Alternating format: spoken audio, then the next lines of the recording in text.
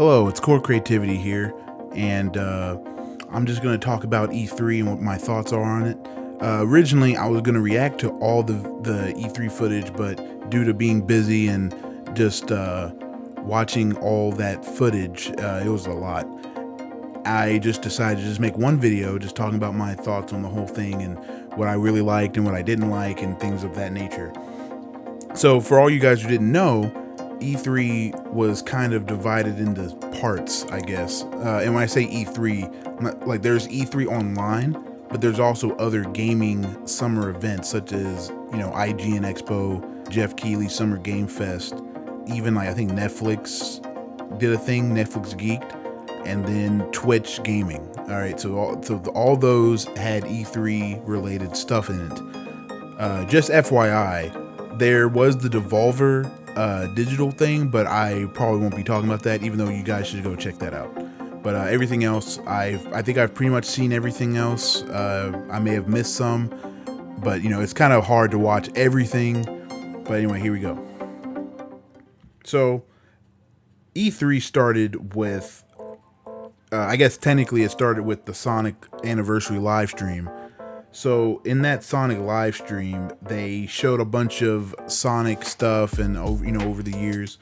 But some of the stuff that stuck out to me was, they put Sonic in the Olympics, which was kind of goofy looking, but I guess it could be fun.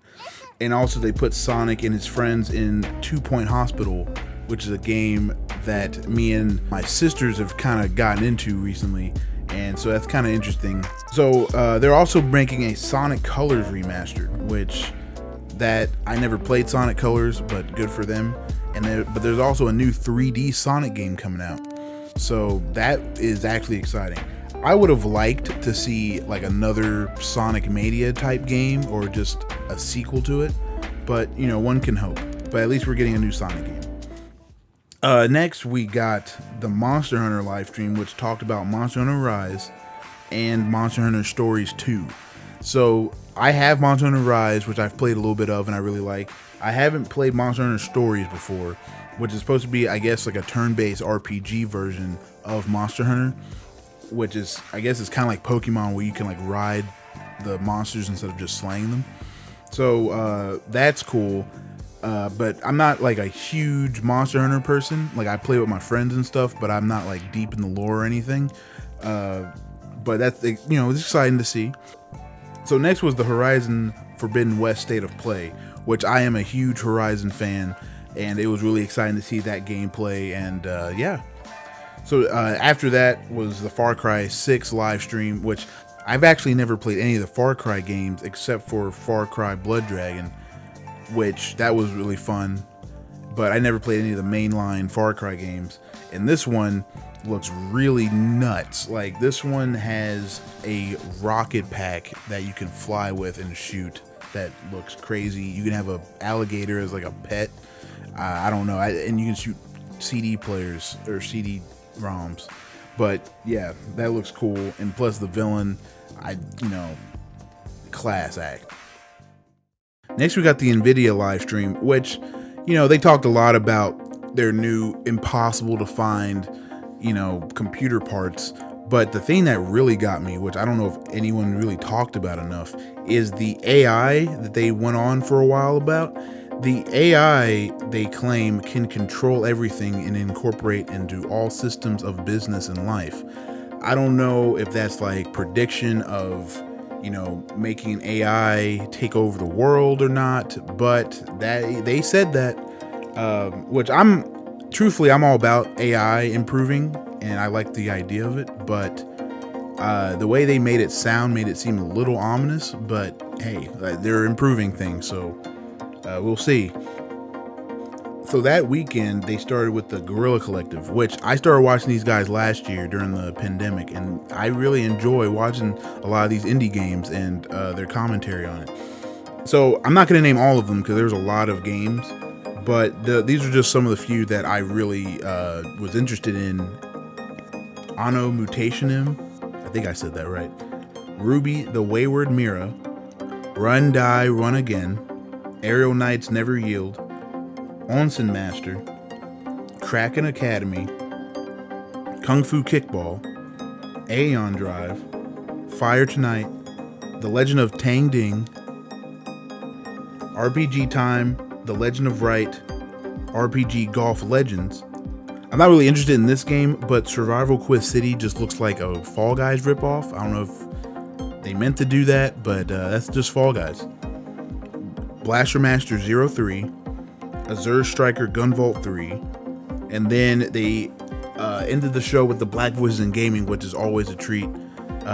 Being black myself, is good to see a lot of the people making these games and more black people in the gaming industry. And plus, you know, Aerial Knight's class of 21, that is a really good concept, and I might actually just buy all those games and play them. Maybe I might even stream them or put them on YouTube. So anyway, so after that, now it's like the actual E3 kicking off. So we got Jeff Keighley's Summer Game Fest, and so it was actually kind of interesting. They showed off actual gameplay of Elden Ring. They showed a game I'm excited for, Tiny Tina's Wonderlands. They showed some Metal Slug Tactics, which looks, I like the art style for it. They have a new hide and seek mode in Among Us.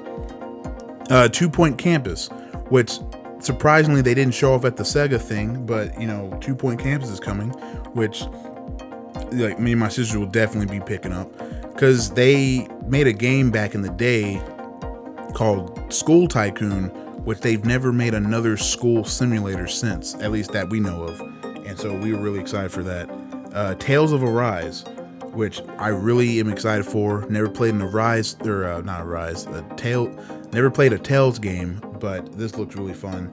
Overwatch 2, please show more next time. I like the character designs, but please show more, or like a release date or something. Monster Hunter Stories, again. 2B and Fall Guys. The Call of Duty Zombies creators made a new studio called Deviation Games. I don't know if they're going to make zombie-only games, or I don't know what they're going to do.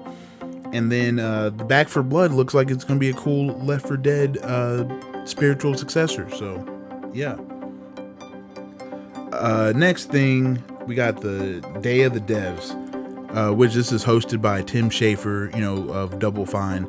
Those guys are actually really cool. I like their games as well. One of my favorite games they've made was Grim Fandango. Go play that if you haven't. But there's a lot of games here, but a lot of them didn't really catch my eye.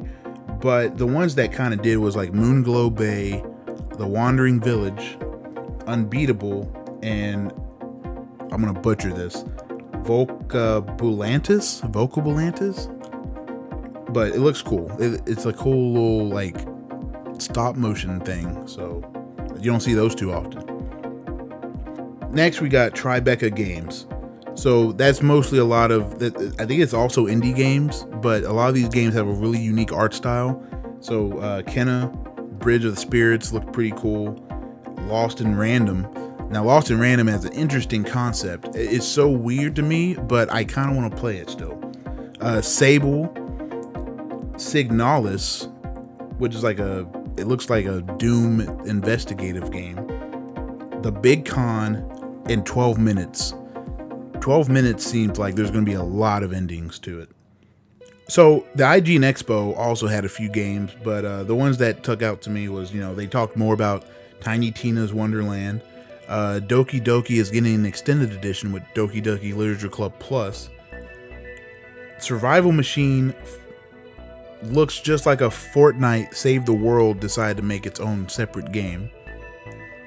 Arcade1Up is making a Turtles in Time and Street Fighter arcade cabinet. Death Gambit Afterlife, Black Skylands, Skatebird looks hilarious. They showed some gameplay of 2 Point Campus. Sifu, which is made by the guys who did Absolver, which that's a fun game as well. Streets of Rage 4 DLC, let's go. Gotta love me some Streets of Rage 4. I'm super excited for the DLC. And Unpacking. Unpacking looks like it's going to be boring, but the art style is intriguing me somehow. Guerrilla Collective Day 2. So this is like the next weekend. They showed some games. One that's interesting to me is Akatori. And then there's Despot's Game, which is a auto battler. Ramen, which is very similar to Knockout City in a way. Blooming Business Casino. I guess it's like a casino simulator, but it's like animals, which I'm down for. Kitsune Tales, Wolf Stride, Sable, once again, Origami, Neverwinter, I guess, is coming back, which I totally forgot about that game. BPM, or Bullets Per Minute, Hunt the Night, and Arietta of Spirits. No more black voices in gaming this time around, but the games they showed off is still pretty cool. Alright, now it's time for Ubisoft. Oh boy. So, they have Avatar Frontiers of Pandora. This game does not look interesting to me. I'm not gonna lie. I do people even remember Avatar back from 2012? This game looks like it should have came out at least 5 years ago. Mario and the Rabbids are back at it again. Far Cry 6 is apparently getting DLC where you play as the villains from the other games. Werewolves Within movie trailer. Now, I love the game of Werewolf, and it'd be interesting to see it in a movie form. Plus, they have the beautiful Milana from the AT&T commercials. Assassin's Creed Valhalla is getting some DLC. Rainbow Six Siege is getting crossplay and a new character. Riders Republic. Rocksmith is getting a subscription service. Rainbow Six Extraction. I don't know what Watch Dogs is doing anymore. There's some nice B-roll from its games. I mean, that's nice, I guess. Nothing about Beyond Good and Evil 2. Please, just tell me if Beyond Good and Evil 2 is canceled, so I don't have to hope anymore, please. Alright, Gearbox was interesting because they didn't really show that much. They showed Tiny Tina's Wonderlands again, and then they mostly had behind the scenes of the Borderlands movie, which I don't know. I mean, it should be okay, but they kind of went on a while about it. And then there's some other games that I really didn't know about, but like I said, I'm mostly excited for Tiny Tina's Wonderlands. Then they showed the VR showcase. So I'm a huge advocate for VR, and I love VR games. So here's some of the ones I liked. A Township Tale, Sniper Elite VR, Fracked, Nerf Ultimate Champion, Walt of the Wizards getting an update, Rhythm of the Universe, which is goes to the Steve Irwin charity. When I first saw this, I thought they were making a Steve Irwin VR game, but it was not. Pistol Whip, which kind of reminds me of Super Hot. In the Hoop is kind of basic, but at least it's showing some steps into not having to use controllers and stuff. Sam and Max, this time it's virtual. Traffic Jams, and Blast On. Now for the big boy Xbox. So there is a lot of stuff at the Xbox One that I was excited for. So I'm just going to go through it real quick. So Starfield got a release date and it's exclusive to Xbox.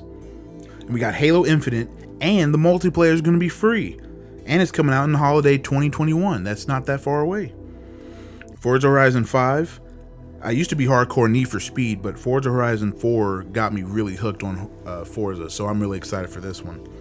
Redfall. I love the guys over at Arcane. Diablo 2, can't wait for that. Stalker 2, Back 4 Blood on Game Pass. Outer Worlds 2, Sea of Thieves has Pirates of the Caribbean now. Yakuza Like a Dragon's on Game Pass. Battlefield 2042 looks crazy. 12 Minutes is coming to Game Pass. Psychonauts 2, Flight Simulator. Next gen upgrades for Doom Eternal, Elder Scrolls Online, and Fallout 76. Party Animals look kind of nutty. Hades is coming to Xbox. We'll definitely be playing that. Somerville looks like the guys who made Inside. Far Cry 6 again. Slime Rancher 2, Shredders, Atomic Heart, Replaced, Grounded, Shrooms and Gloom update. Among Us is getting 15 player lobbies. The Ascent, and more.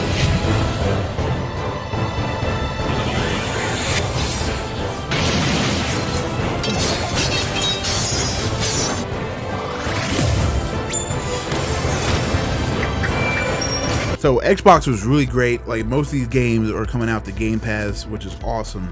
But unfortunately, E3 kind of started going downhill from there. I'm not saying I hated everything, but it just wasn't, it was a lot of fluff. So Square Enix, which, you know, I have an affinity towards Square Enix. So there's Guardians of the Galaxy, which really looked interesting, but, you know, compared to Avengers, I don't know if I can trust this game quite yet. But, you know, there's also the Black Panther reveal. So I don't know, Marvel and games, even though it is made by a different studio, I don't know, it's still Square Enix, so I'm not too sure. But I don't know. I just don't want to trust this game yet fully. Stranger in Paradise with Final Fantasy Origin. Everyone kind of knows the memes from that. We're here to kill chaos. So Platinum's game's Babylon's Fall wasn't really hooking me. Life is Strange looks cute. I haven't played the other ones, but I might have an itch now that, you know, Telltale's gone. Oh look, a remastered collection of Life is Strange. I guess I can play it now. Final Fantasy is getting a pixel remaster of 1 through 6. The Legend of Mana, and then the Square Enix mobile games had a little montage. Next was the PC gaming show. So this one had, you know, Sean Plott, Frankie Ward, and DevBot are back at it again with newcomer Mika Burton. And, you know, they talked about a lot of PC games, but the ones that kind of just stuck out to me, Naraka Blade Point kind of reminds me of Sekiro. Dodgeball Academia, which I hope it doesn't get overshadowed by Knockout City, even though I guess it looks more turn-based. Chivalry 2, my friends really like it, but I never really got into it. For Honor is like really all I've gotten into, like knight swordplay combat. They showed some ramen gameplay. Dying Light 2, I keep swearing this game has come out, but I guess it hasn't. They put Frankie Ward in Humankind. They Always Run. Vampire Masquerade. Lake Bird Legacies. I actually kind of recently started getting into Mecha Warriors 5. Now they put it on Game Pass. Citizen Sleeper. Project Warlock 2. Death Trash. This was showed at the Gorilla Collection, but looked more interesting than the rest of the stuff they showed. Now we got the Future Game Show. Basically, it just repeats most of the stuff that's already got announced before, so I'll skip it. But Starmancer looked cool. Akiba Strip looked interesting, and Shadowverse looked like it's trying too hard. And then they're remastering Rune Factory 4 and making 5, you know, classic dating sim. Alright, so now this is where it really started going downhill for me. So E3 Day 3. So they had the Halo multiplayer more in depth, which was cool. And Forza looked awesome. But Verizon had a conference, right? So Verizon, I like the whole thing about them giving scholarships to minorities and female gamers, but everything else was kind of snooze. In television, this announcement has to be a joke. Someone has to be pranking somebody. Take-Two had a Zoom call about equality, which is fine, but they didn't show any games or any updates on their current games. Mythical Games talked about NFTs in their game Blankos, which, can someone please explain this to me, because this sounds like Counter-Strike gambling and probably worse than loot boxes. I mean, look what scalpers did to the consoles. They will definitely do that with these digital items with cryptocurrency. It seems to me that you're buying fake items with fake currency that give the companies your real money. Maybe I don't know enough, but please, someone explain it to me. Indie Spotlight has some interesting games. Freedom Games seemed to be a new up-and-coming star. Then probably made me the most upset with this Nate Shot interview. This was like the most, like, it was insightful, but it was the most ego-boosted interview I've ever seen in my life. What the Vox had a Wonder Woman of voice acting, which was actually kind of cool. Now for the Capcom event. So they showed Monster Hunter Rise End Stories again, Resident Evil Village DLC, RE-verse, or Reverse, I guess is a multiplayer game. I don't know that much about it. Great Ace Attorney, which kind of made me want to play the older games. Some Street Fighter esports stuff, which is cool, but I wanted more information on the Season 5 DLC or Street Fighter 6 info. A title card would have at least been nice. Surprisingly, no Mega Man Battle Network since it is the anniversary. Alright, Razer had a event, or during the Razer conference, they showed a lot of their new hardware, but they also showed a really expensive COVID mask. Don't know about that one, Chief. So Nintendo had their Direct.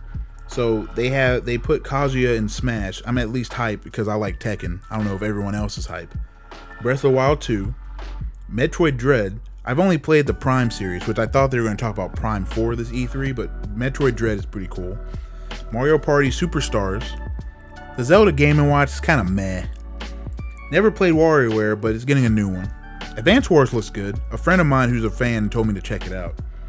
Mario and Rabbids again. New character? Life is Strange anime. Wait, it's just a port, my bad. Guardians of the Galaxy is coming to Switch. Mario Golf. Fatal Frame is coming back as well as Monkey Ball. Dragon Ball Z Kakarot's coming to Switch, which I thought it was already on the Switch.